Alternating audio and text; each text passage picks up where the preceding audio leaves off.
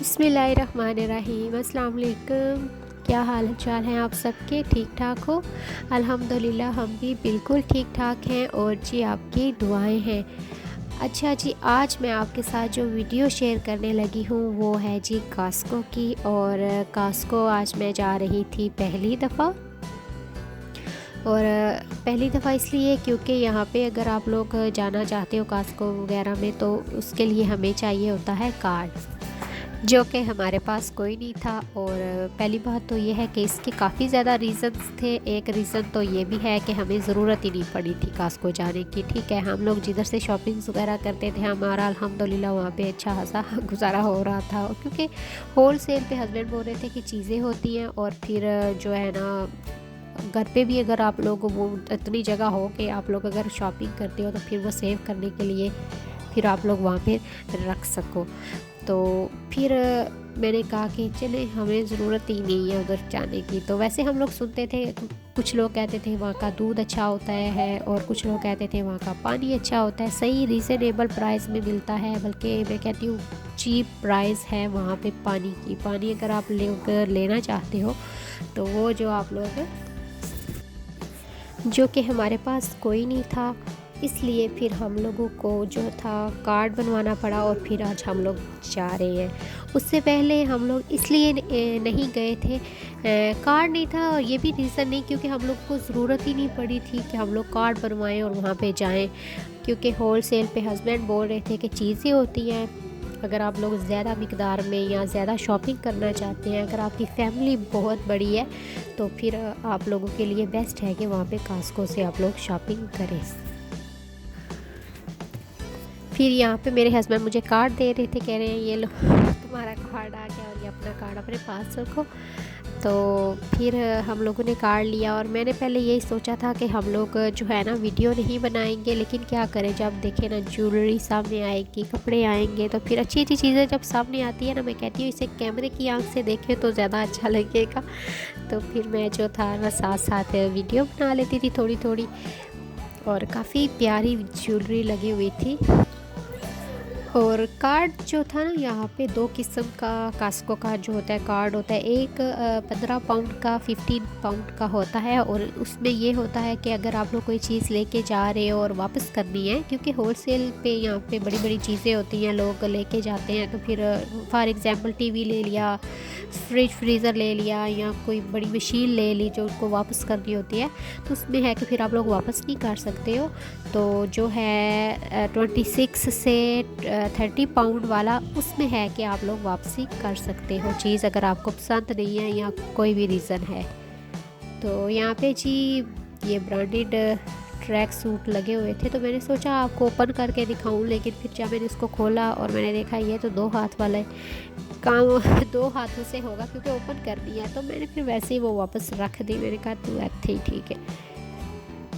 और ये चीज़ शहद लगा हुआ था, कितनी इसकी प्राइस मैं देख रही थी, बहुत ही कम कीमत थी।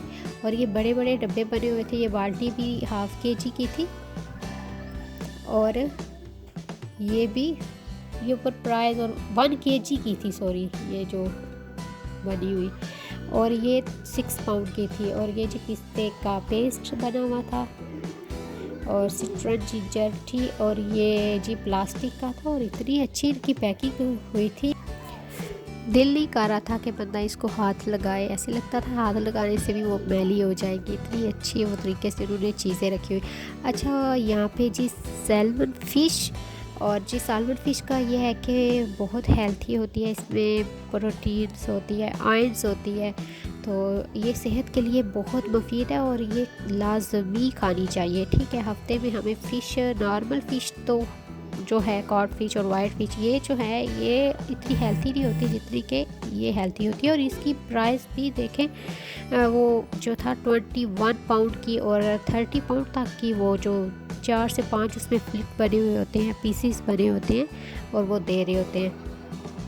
आज मेरा गला ख़राब है तो काफ़ी दिनों से मैं ट्राई कर रही थी एडिटिंग करने की। बच्चों की वजह से वो आके ना मुझे तंग करते थे और मैं फिर फ़ोन जो था ना साइड पे रख देती थी। मैं कहती थी कि ये जब इधर उधर होंगे तो मैं एडिटिंग कर लूँगी। और 3 दिन हो गए मुझे मुसलसल एडिटिंग करते हुए और आज मैंने कहा जी आज मैं तो कर के रहूँगी।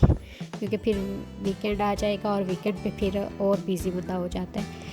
और जी यहाँ पे जी ये जो खाने लगे हुए हैं इनके मुतालिक ये कहूँगी कि ये जो थे हलाल नहीं थे, मतलब जो गोरे वगैरह हैं यहाँ के तो वो ये खाते हैं। इनमें कुछ हैं हलाल वेजिटेरियन जो हैं चीज़ें वो आप लोग खा सकते हो, चिकन वगैरह और दूसरी चीज़ें आप लोग नहीं खा सकते।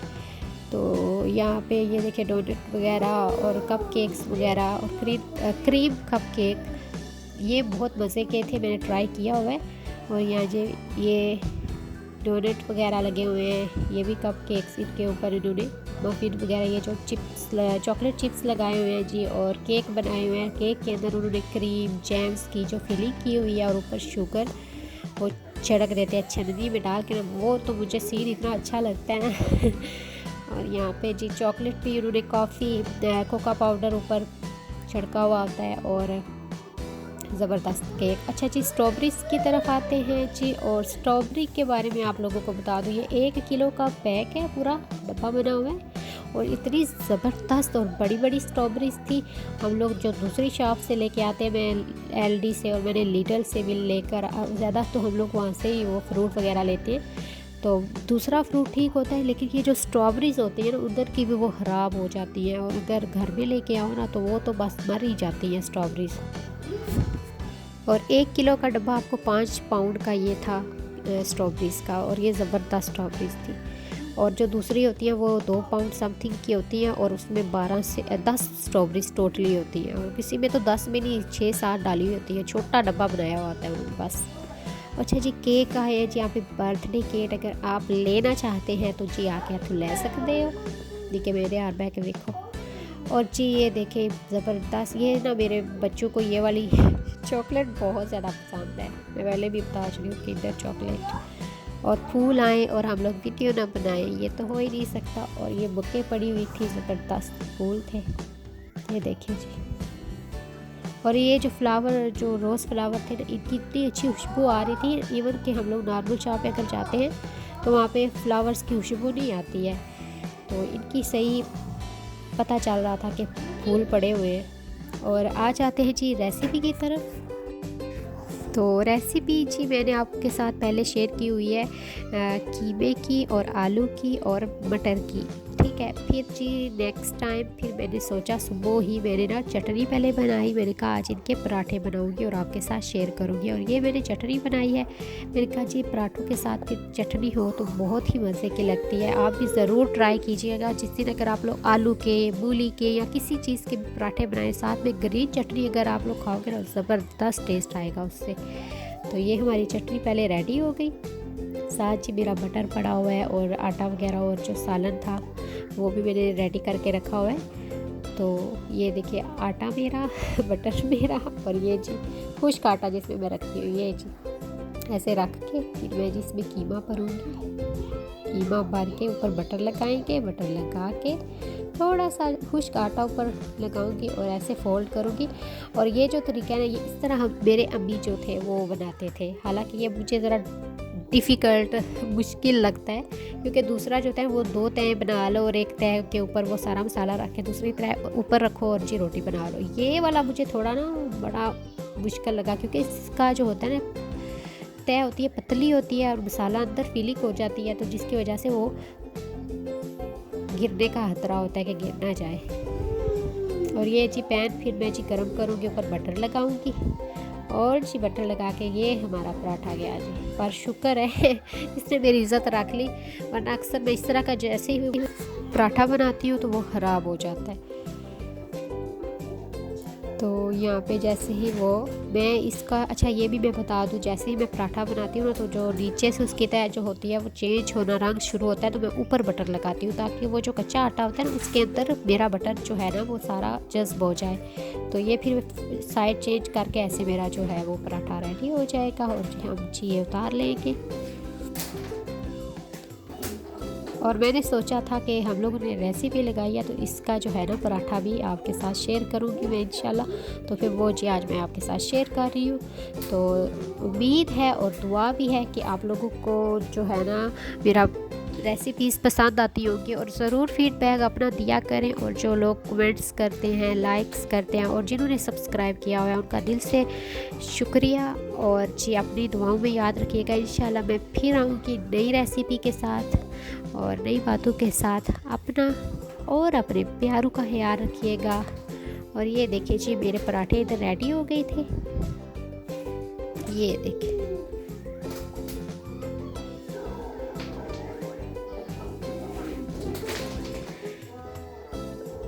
और ये मैं थोड़ा सा आपको ना ये देखिए इसके अंदर जो फीलिंग थी, कीमा हमारा चीख के मार के बाहर आ रहा था तो हमारी रेसिपी जी ये भी रेडी हो गई है। और फिर जी हम आएंगे नेक्स्ट रेसिपी लेके। अपना ख्याल रखिएगा। अल्लाह हाफिज़।